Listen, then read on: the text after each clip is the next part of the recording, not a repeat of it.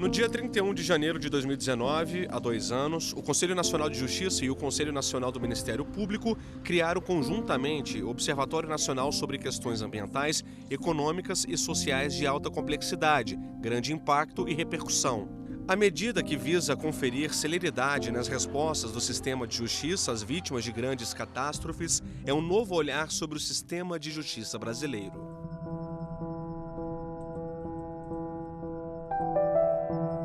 O Observatório surgiu em janeiro de 2019, há 2 anos, logo após o desastre de Brumadinho.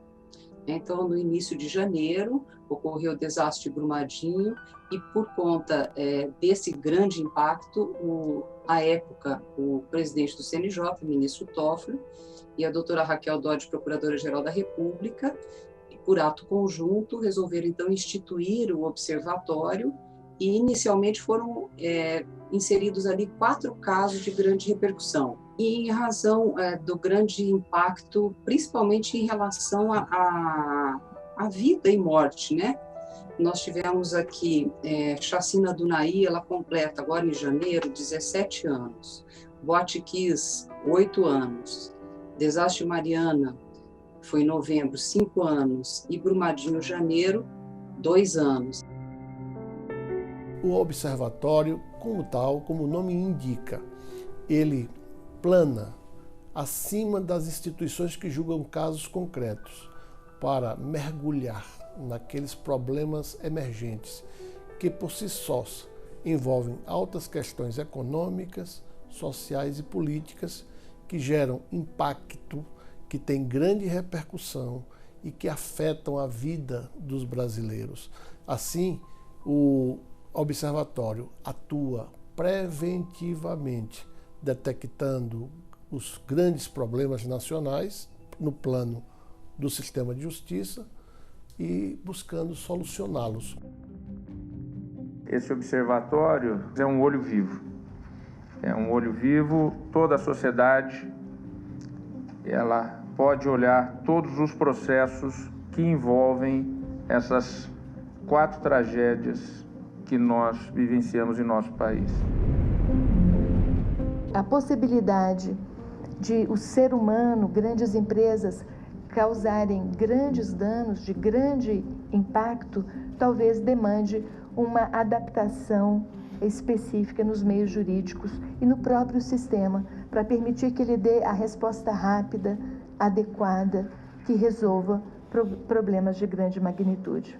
E nós percebemos que a população brasileira, muito corretamente, exige cada vez mais eficiência no sistema de justiça.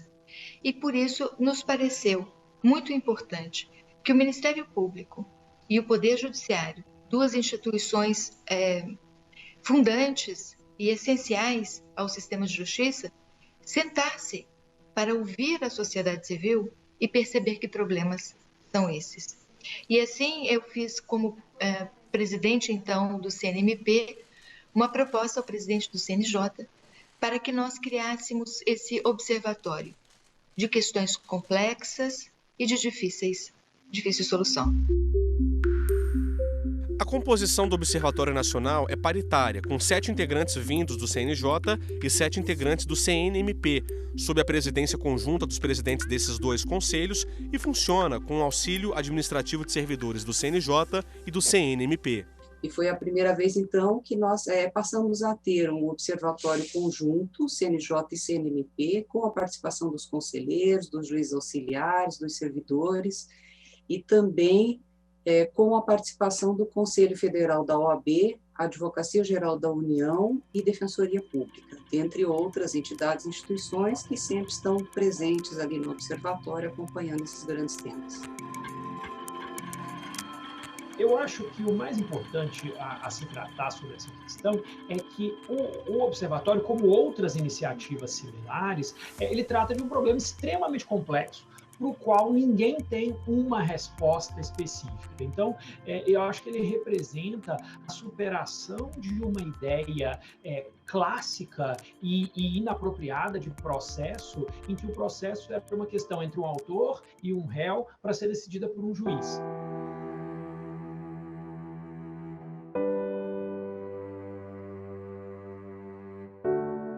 No dia 5 de novembro de 2015, aconteceu o rompimento da barragem de Fundão, no município de Mariana, em Minas Gerais. Além do desastre ambiental, a tragédia tirou a vida de 19 pessoas. Desde 2016 e 2015 aconteceu o desastre, né? Onde veio milhões de cúbicos de rejeitos, né? Assolando o nosso rio, tirando a nossa fonte de renda, né? Onde eu tenho um projeto social com 92 famílias que trabalhavam nesse projeto para complementação de renda, ou pessoas que só tinham aquela renda, só aquele negócio para ter sua própria renda. A nossa vida antes era aquela vida, tínhamos o rio como lazer, fonte de renda, tudo para nós, era só alegria. Quando a gente ia para o rio buscar essa matéria-prima, a gente tirava areia, tirava argila, tomava banho, os filhos, os netos, levava todos para tomar banho, pescava. O caso de Mariana foi o primeiro caso que o Conselho Nacional de Justiça, com o apoio dos tribunais locais, né, Tribunal de Justiça de Minas e também o TRF da Primeira Região, conseguiu reunir num painel de BI, de Business Intelligence, o número único dos processos que diziam respeito a essas questões, e também da Justiça do Trabalho, TRT. Então, nós indagamos aos tribunais, perguntando qual era o número único dos processos referentes a Mariana, né, e a todos os casos ali do observatório. E só Mariana, me recordo, que o desastre de Mariana eram mais de 60 mil processos. E grande parte desses processos, na Justiça Estadual, reclamando a questão da água, porque a água ficou contaminada e aí a população toda sem água. Tem as ações que correm na Justiça Federal que dizem respeito às indenizações ambientais e também às indenizações de populações vulneráveis.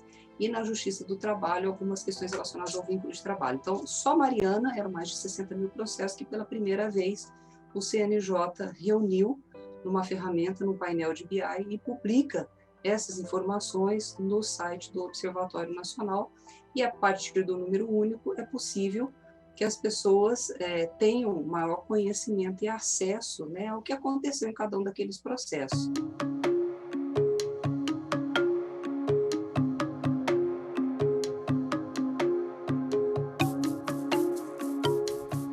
A verdade é que essas pessoas são totalmente desprovidas de notas fiscais, de atas lavradas em cartórios ou de provas documentais que atestem essas profissões. E o que nós buscamos foi, a partir da compreensão dessas categorias e das dificuldades que essas categorias tinham e vivenciaram, empreender as flexibilizações. Então, se nós tivermos ali 700 quilômetros de um rio que foi contaminado, que foi poluído, né? As pessoas que ali trabalhavam, lavadeiras, carroceiros, pescadores, essas pessoas mais simples, que às vezes nem documentação completa essas pessoas têm. Essas eram as pessoas com maior dificuldade de acesso à justiça. Então, como facilitar esse acesso?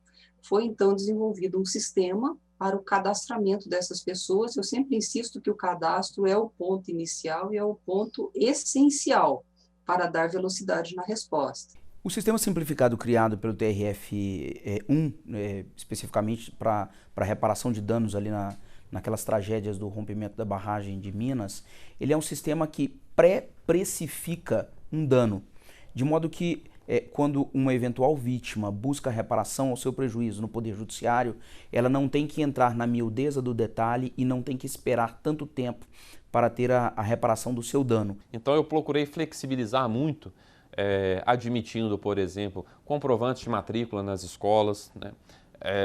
Prontuários médicos dessas pessoas do SUS, nas clínicas locais, que eventualmente estivesse declarando qual é o endereço daquela pessoa. E com isso, nós agora, no início de janeiro, temos uma resposta que é uma resposta da Justiça, uma resposta do Poder Judiciário, no sentido de permitir a partir das ações, né, e dos acordos feitos com a participação do Ministério Público, envolve, enfim, né, a Defensoria, envolve todos os atores, mas foi possível encontrar o cadastro, foi possível encontrar a metodologia, e mais de 5.000 pessoas, agora em janeiro, foram efetivamente indenizadas. Essas pessoas hipossuficientes, as mais necessitadas, cujas indenizações, né, tiveram um valor ali de 100 mil a 600 mil, dependendo do caso.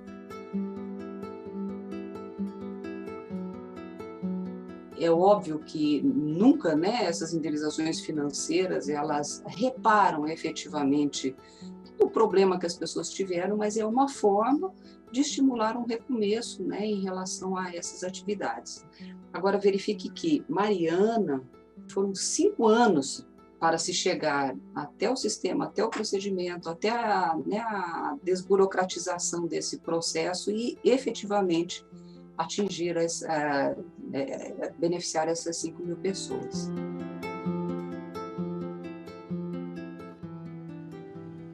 As pessoas que recorrem ao sistema de justiça, elas já tiveram outros meios de solução frustrados para os seus problemas. A justiça é uma última via que as pessoas, em geral, recorrem quando tem um conflito, quando tem os seus direitos frustrados.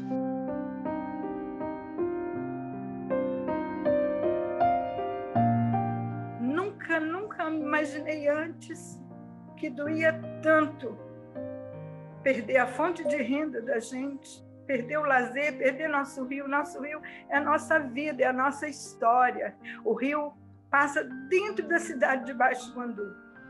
A vida toda convivi com o Rio Doce. E, de repente, perder foi como se perdesse um membro da família. Muito difícil, dói muito.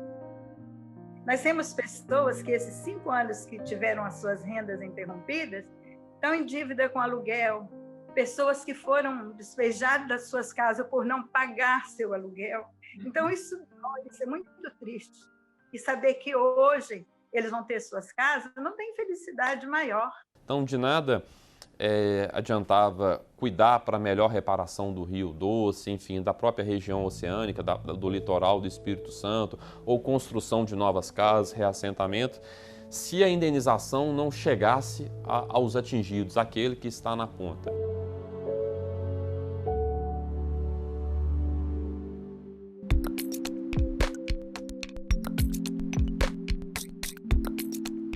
Desde 2018, moradores de 4 bairros alagoanos são ameaçados pelo afundamento do solo devido à extração de salgema, o que provocou tremores de terra e colocou em risco a vida de 40.000 pessoas. Nós tivemos aqui um problema sério envolvendo 4 bairros da cidade que apresentaram um afundamento do solo. Basicamente, o que a gente tinha eram ruas afundando, rachando, casas com problemas estruturais graves, prédios com ameaça de desmoronar. Recebemos a visita do Serviço Geológico Nacional, antiga CPRM, para investigar o que vinha acontecendo, inclusive um evento sísmico que teve aqui na cidade, e o relatório do Serviço Geológico apontou que a causa estava associada à extração da salgema. Esse é um caso que chegou ao Observatório Nacional do CNJ e do CNMP por meio de uma conversa que tivemos na ocasião com o representante da Agência Nacional de Mineração. Indaguei dele. Tivemos recentemente desastre de Mariana envolvendo barragens, tivemos agora outro desastre envolvendo a questão da mineração, que é Brumadinho, e eu gostaria de saber dos casos, né, acompanhados pela Agência Nacional de Mineração, qual é o caso de maior risco. E ele respondeu imediatamente que o caso de maior risco, que precisaria de medidas preventivas, era o caso de Maceió, notadamente ali o caso do bairro Pinheiro. Quando se deu o primeiro tremor na casa de um amigo nosso, também no deck, que é o Joeliton, foi quando deu o primeiro tremor no Pinheiro. E começou a comoção praticamente sem ninguém saber do que se tratava, achando que o motivo principal seria o bairro do Pinheiro.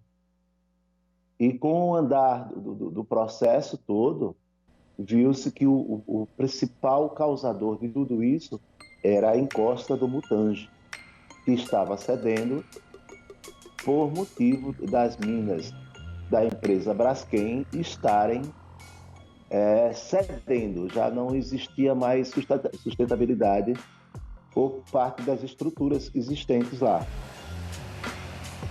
A exploração da salgema levou a uma desestabilização dessas minas que ficam no subsolo, que acabaram desmoronando, né? E isso fez com que no solo nós tivéssemos essa movimentação, afundamento, né? Colocando as estruturas todas em risco. E daí, com o andar um pouco mais à frente, já em final de 2018, início de 2019, começou as extremidades, porque formava-se um arco, onde a encosta do Pinheiro descia, falando de uma forma bem grosseira, puxava o Pinheiro, e as extremidades, que seria Bebedouro e Bom Parto, estariam sofrendo também a questão das rupturas. E daí começou-se a ver que era bem pior do que o que se imaginava.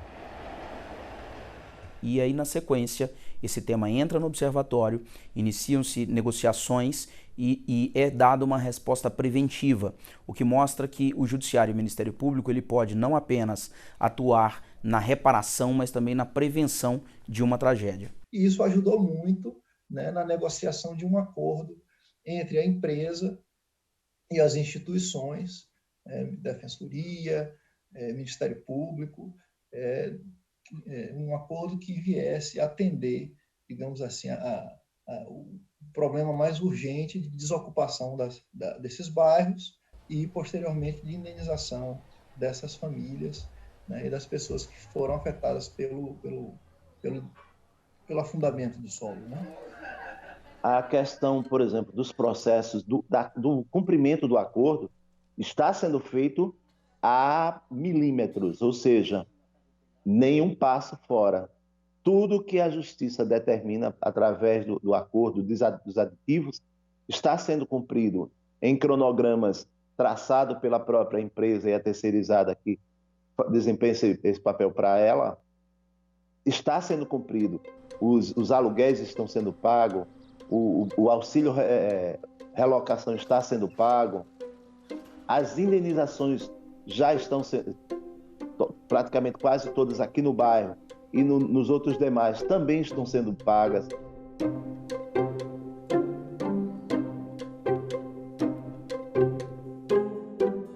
Todos os atores se movimentaram para ver a questão da documentação das pessoas, como agilizar, como resolver, e a partir dali, então, foi celebrado o acordo foi homologado exatamente um ano atrás, e desde então o movimento acabou sendo um movimento intenso de retirada das pessoas, de realocação das pessoas para outro local, e depois haverá, então,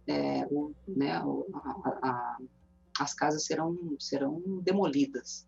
Então, inicialmente fez-se um acordo em que a empresa se responsabilizava pela desocupação dessas áreas, mas de uma área um pouco menor, né?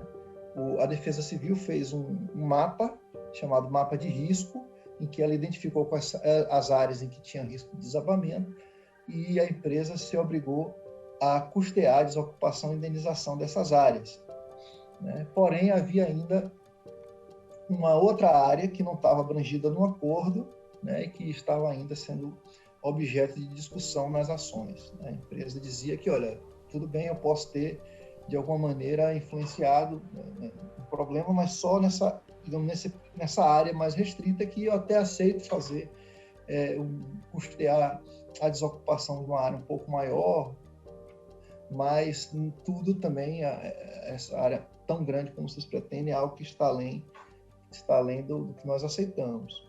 Esse foi um primeiro acordo, já foi muito importante, e alcançava algo em torno de 3 ou 4 mil famílias. Nós aqui no Bom Parto, nós temos uma forma de agir. Nós montamos um escritório dentro da favela onde auxiliamos todos os moradores a questão de eles não têm a posse do terreno. Foi aberto para nós, através da justiça, a condição de elaborar compras e vendas, de não ter comprovante de residência. Existe uma declaração que a justiça aceita, que ele mesmo preencha, e nós acompanhamos até o recebimento da indenização e também da questão de para onde está indo cada um. Nós começamos o ano com uma boa notícia, né, que foi feito um aditivo ao acordo em que a empresa aceitou, né, fazer uma ampliação da área que seria contemplada, e agora toda a área atingida, absolutamente todas as pessoas que foram atingidas, estão contempladas com um acordo para desocupação da área e indenização. E esse acordo também alcança não só a indenização das pessoas, danos materiais, danos morais, mas também toda a responsabilidade ambiental pela reparação, mitigação do dano ambiental causado, e também indenização por danos morais coletivos, né? Então, foi um acordo abrangente que praticamente contemplou tudo o que se pretendia por meio dessas ações coletivas, né? Então, para nós, foi uma grande vitória. Sobretudo, do lado humano disso tudo, né, mais de 9.600 famílias foram realocadas, foram retiradas dessa área de risco e, devidamente cadastradas, realocadas para outro local, e mais de 3.000 famílias já foram recompensadas. O observatório agiu com celeridade, impedindo que vidas fossem ceifadas e reparando grande prejuízo através de um acordo extrajudicial com a intervenção do CNMP e do CNJ junto à empresa, a Braskem, e esse foi um desses acordos bilionários que alcançou uma cifra de 36 bilhões em indenizações para repor os prejuízos causados a importantes bairros da capital lagoana. O papel do observatório é abrir o diálogo entre os diversos atores numa questão absolutamente complexa para dar celeridade à solução, para que as pessoas fossem cadastradas, que elas pudessem ser retiradas, realocadas e, sobretudo, para impedir o que seria a maior tragédia do Brasil. Maior que Mariana, maior que Brumadinho, maior que todas essas grandes tragédias, Guaratiquis e outras tantas tragédias que nós temos no país, mas disparadamente essa seria a maior.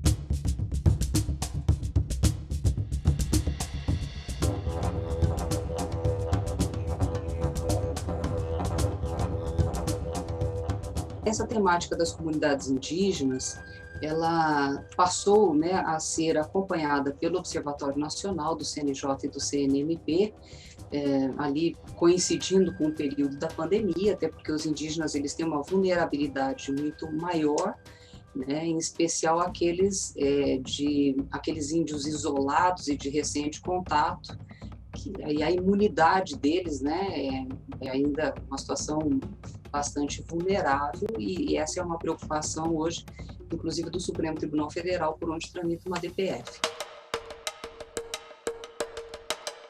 Os povos em isolamento voluntário, eles estão assim, num estado grave de vulnerabilidade, né? Se a população indígena como um todo já está em situação de vulnerabilidade, né? Os povos isolados ainda estão muito mais. E aí o risco de extinção desse povo, né, é real, caso a pandemia, né, caso a Covid atingisse esse povo. Eu acho que é fundamental, né, é necessário ter esse observatório, é necessário que tenha essa instância, né, que dê agilidade para os processos, para evitar mais mortes, evitar mais contaminação e evitar maior violência, né, de forma geral, entre os povos indígenas.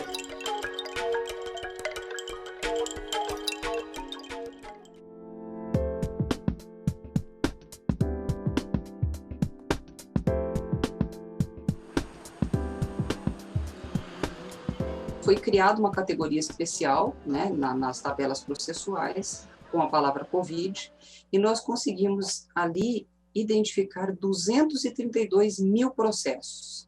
Foi feito, então, um painel de BI desses 232 mil processos, e ao fazer o recorte, especificando um pouco mais do que se tratava, logo identificamos ali a questão do auxílio emergencial. Identificou algumas questões, por exemplo, menores de 18 anos não têm direito à renda emergencial, essa é a regra geral, mas tinham exceções. Se for menina, né, do gênero feminino, que tem filho menor, tem direito ao benefício. Então, por ali, eles começaram a reprogramar o sistema e o próprio sistema começou a emitir o resultado correto. Quais são os problemas que nós precisamos resolver imediatamente, porque há muita gente esperando uma solução? E isto frustra quando a solução não vem rapidamente. E a demora, a ausência de transparência leva as pessoas a ficarem cogitando o que está se passando. E esta dúvida atinge a credibilidade do sistema de justiça. Então, acho que o observatório, em primeiro lugar, ele funciona como um lembrete permanente para as pessoas que estão ali no dia a dia de que aquele caso é especial. Ele não pode ser tratado da maneira como são todos os demais. Mas também atua resolutivamente numa etapa posterior, quando as tragédias já ocorreram, e mesmo assim é preciso que, dentro do nosso sistema de justiça, seja buscada a solução adequada, pelo menos para mitigar as dores, os prejuízos materiais, o sofrimento, como aconteceu nos casos que citei aqui, de Brumadinho, Mariana, lá em Maceió, sem embargo de tantos outros temas caros ao observatório. O observatório não interfere na atividade jurisdicional, não interfere na atividade fim do Ministério Público. Cada um resolve os seus processos, resolve os valores, faz os acordos, julga os processos. Nisso o observatório de maneira alguma interfere, mas o apoio que o observatório pode dar é de identificar onde estão esses gargalos de sistema, da necessidade de diálogo entre as instituições, de articular algum resultado e alguma solução para trazer um benefício maior às pessoas necessitadas. É um observatório que não deixa de ser gravitante em torno dos direitos humanos, que é um observatório que cuida das grandes tragédias do Brasil. E, nesse particular, nós temos a oportunidade de mediarmos grandes conciliações que minimizem um pouco a dor dessas grandes tragédias, como ocorreu em Mariana, Brumadinho. Acho que é um papel que o judiciário deve exercer, porque além da atividade de julgamento, é preciso saber que o judiciário também tem um segmento que realiza a denominada justiça social.